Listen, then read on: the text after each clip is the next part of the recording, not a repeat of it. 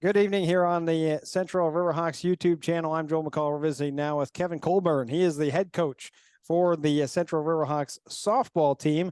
I must first apologize because of how the lack of content that's happening on this YouTube channel, but it's also weather related. As Coach mentioned to me before we get to him, he said they've played 5 games, they've canceled 8.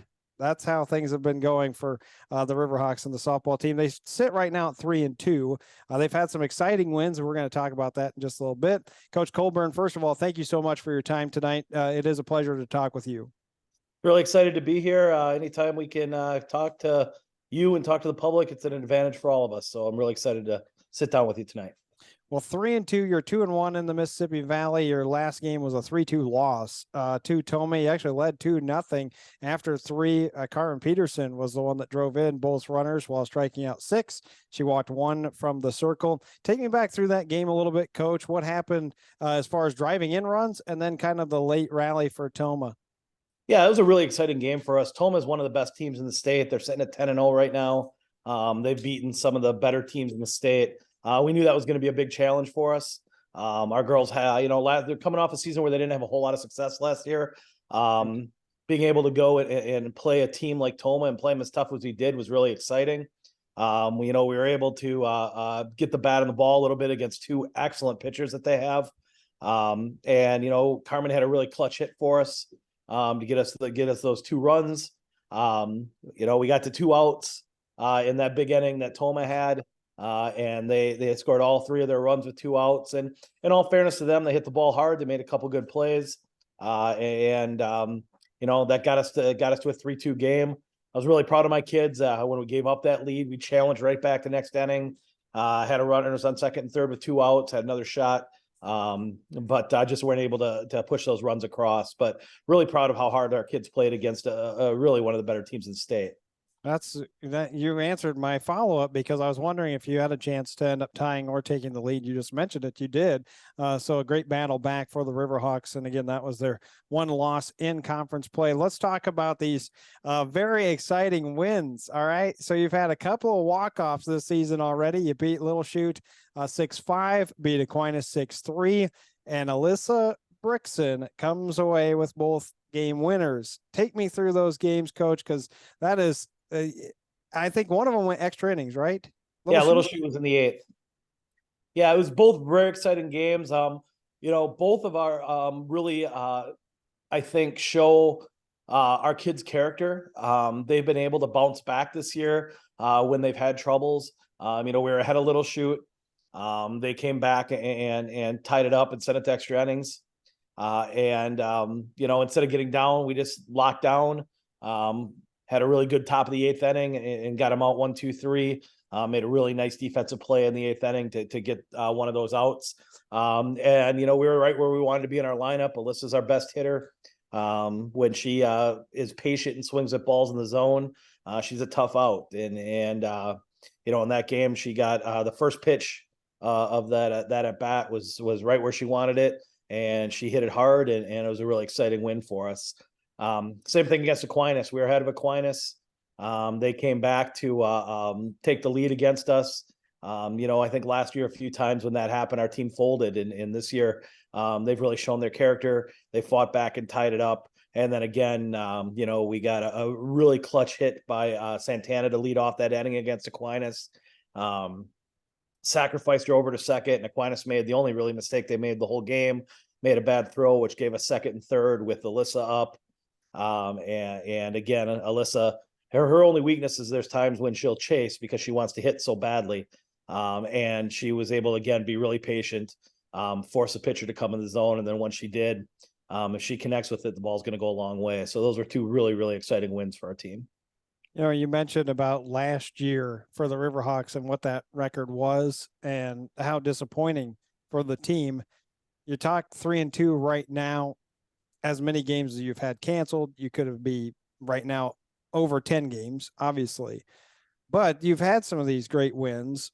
How big of a boost of confidence has those been so far, early portion of the season?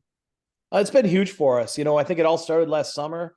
We played an abbreviated summer schedule, but we played 8 games And we won 7 of those 8, including beating Toma once in the summer. And I think the kids started to realize that they could play with anybody. And then this year, to start the year, we had a tough first game. It was our first time on dirt. Right. GT handled us very well. GT is another very, very good team. And for us to bounce back after that and win the next 3 and then take Toma to every ounce of what it took for them to beat us. Our kids are really starting to believe in themselves, and that's really what they need to do. They just need to believe in themselves. We have some very good softball players. We have some very good athletes. And when they lock in and believe in themselves, they have a chance to be really successful. Nami and I covered that first game, and I know that the day before was the very first time you even had practice outside, which of course they did not, because they had the turf. They were able to practice outdoors for much of that time prior to the first game. The biggest problem with that game, obviously, was the big inning. And you just mentioned how you're starting to elude, and not have that big inning. How crucial has that been for you guys to avoid that big inning, giving up 6, 7 runs, keeping it, if you do give up a big inning, to 2 or 3? Yeah, that's been our focus all year. We've talked all year about, any out's a good out. We're going to score runs. We just have to make sure that we don't give up that big inning. One of our mottos since the very beginning, I'm a big Ted Lasso fan. I'm going to watch that show. Actually, I haven't watched this week's. As soon as I'm off here, that's what I'm going to watch. And one thing I took from that show is that goldfish are the happiest animals on earth because they have a 10-second memory. And that's something that we've really stressed with our kids over and over again this year. Have a 10-second memory. Think about what you did wrong. Think about what you're going to do to make sure you don't do it again, and then forget about it and move on. And our girls have really embraced that. We have Ted Lasso signs up in our dugout. They have be a goldfish signs up. That's really been the focus of our team this year. And they're really concentrated on supporting each other and picking each other up when we make mistakes. Softball's a game of failure. It's what makes it really, really difficult. You could fail 6 out of 10 times and be an all-state player. And there's not many sports like that. And so for them to just learn to pick themselves back up when mistakes happen, fight back, that's probably what I've been most proud of our kids. And they continue to do it on a daily basis, and they'll continue to get better at it. We're talking with Kevin Colburn. He's the head coach for Central Softball. Overall, 287 batting average for the team, 39 hits, but only 4 extra base hits, 2 doubles and 2 homers, 12 stolen bases. One thing that we talked about was utilizing your speed. You have a lot of singles, 12 stolen bases. Can you start to improve that a little bit, Coach, getting on the base pass and being a little more aggressive? Yeah, I mean, we're going to steal bases when we get on base. Well, I've always, for my entire career, I've been known as an aggressive coach. Sometimes it's not going to work out. We've been thrown out a few times. I've already gotten 2 people thrown out the plate. I tell the girls it's going to happen. We're going to be aggressive. We're going to make teams make plays. And sometimes they're going to make those plays and we're going to be out. But I'm a firm believer that more often than not, where they're not going to make those plays, and we're going to create big innings with our speed. So we need to get on base a little bit more. It's one of the things we've really been concentrating on this week. Is just making contact. I think probably our biggest weakness right now is we're striking out too much. Part of that will come with just more at-bats, live at-bats. Right. But we've really been working on just making contact, because if we can get on base, I know we can score runs. So I think that's going to improve as the year goes on. We've also faced some really, really good pitching. True. Toma's probably got 2 of the best pitchers in the area. We struck out a lot against them, but we're going to get better. We're going to get better at making contact. And then once we get on base, good things are going to happen. Well, one thing is that at least even when the weather's terrible, you can still swing a bat. At least you can work on that. Maybe it's not live pitching, but at least you're able to do something. And really fielding wise, you have 9 errors. I don't think that's too bad. So it's got to have been difficult, has to be difficult to try to practice fielding when I know, and if people aren't familiar, your field, the home field, your actual home field, I think you've been on it once, if memory serves. The other field, I think you've been on maybe 2 or 3 times as far as that goes. That has to be the hardest part right now to practice is fielding. Yeah, I mean, being in the gym all the time just gets tiring. Yep. We've tried to shorten practice up a little bit, really just get them to focus for an hour and a half of getting better. But, one of the things that you alluded to that we can do is really work on our swings.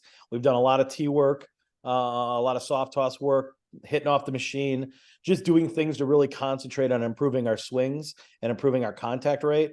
So hopefully now that we get outside next week, and hopefully the games are going to come fast and furious now. I talked to the girls. We got about a month of the regular season left, and we have, I think we have 18 more games on the schedule right now. So the games are going to come fast and furious. We play 5 games next week.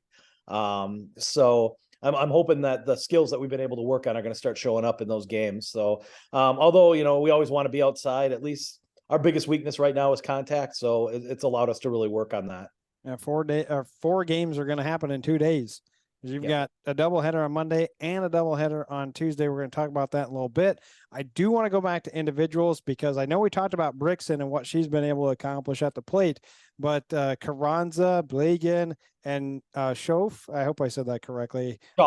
Schaaf, I'm sorry. Yeah. Schaaf. Yes, okay. I'm sorry. Yeah. Mackenzie Schaaf. They're all doing great work at the plate, Coach. I mean, you really have, if you look, it's pretty balanced up at the top. It's 7, 6, and 5 hits between all 3 of them, and plus Brixton, of course, too.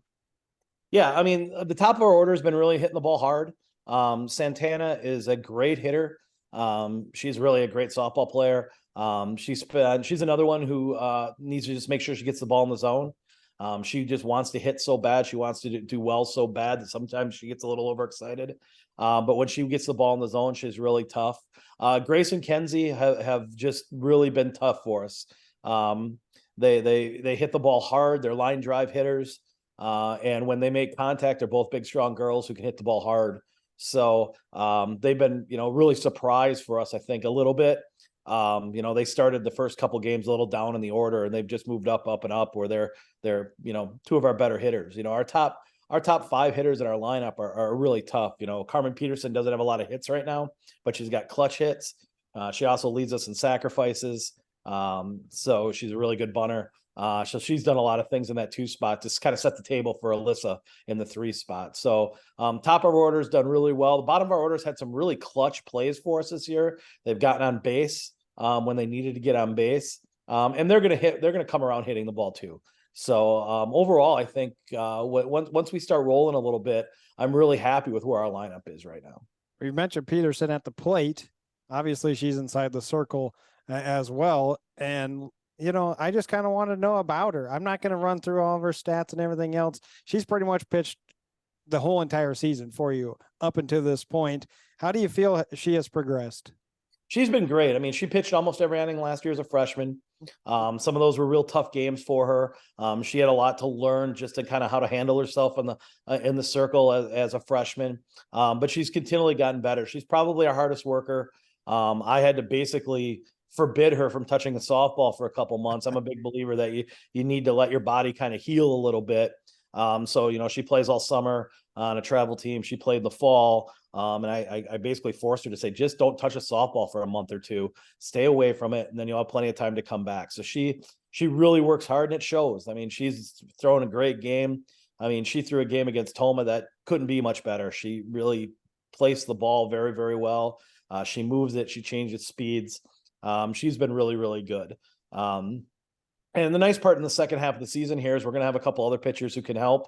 Emily Larson, who pitched almost every inning the year before that, and then last year missed the whole season with a torn rotator cuff, or excuse me, torn labrum, is coming back now. We're hoping next week she can pitch for us a little bit, and she'll get in the rotation a little bit, so Carmen won't have to carry the whole load. And then we also have Aubrey Haas, who she'll come in and throw strikes whenever we need her. She's good at eating up innings. She's someone I really count on and rely on that, hey, if I need someone to throw strikes, I can throw her in there too. So Carmen's just been a workhorse. She's done everything we've asked her to do. But it's going to be nice the second half of the season, I think, for her to have a little bit, especially with all the games we're going to play in a short amount of time, to have a little bit of a rest as we have some other pitchers who can help her out. Yeah, you got to have somebody backing up when you're doing, again, back to back for the next 2 days. Then, as you alluded to, you got another one later in the week next week. And in fact, I wasn't even going to mention Larson. I was just going to ask if you had another arm coming back, and you alluded to it already. So, you know, next week, I do want to talk about Logan. I know you have Wisconsin Rapids. They have a great facility. So even if you end up having some, I would assume that, are you hosting that, or are they? The Rapids game already got moved, so we're not playing Rapids. So our next game is actually going to be Logan. It is. Okay. Yeah. So the So Monday game, how did that happen? I figured for sure they had turf up there so that you were going to play. yeah, they do. I think they ended up having to pick up a conference game. With the conference games getting canceled, that's Okay. going to happen a little bit with some of those non-conference games are going to be tough. Okay. So So let's yeah. run through Logan, and then you could tell me the rest of your schedule because you All right. definitely know it better than I do. I Yeah. was going off the conference website. Yeah. So talk about Logan, though. They also have a really nice facility. They're going to have a press box. We're hoping to be there and covering the 2 games coming up on Tuesday. I know there's chances of rain all through next week as well. Didn't want to hear that, Coach. I didn't want to hear it when I heard the report this evening, but overall, this should be a fun game coming up these next 2 on Tuesday against Logan. Yeah, Logan's a great team. They're really well coached. Matt Marold does a great job. I got a lot of respect for him as a coach and what he does with his kids. They have probably the most dangerous hitter in the area. I'm not sure there's a better hitter in the area than Jazzy Davis. She can hit for average. She can hit for power. She does a lot of things for that team. So, and they have a couple other girls. Molly Erickson's throwing very well for them right now. It's going to be a battle for us. So we're going to have to play, to the top of our level in order to compete with them. So, and that's what you're looking for. You're looking for teams that we can go out, we can compete with. So I'm really excited to play Logan. I know they're good, and I know it's going to be a heck of a battle for us and another test for our girls.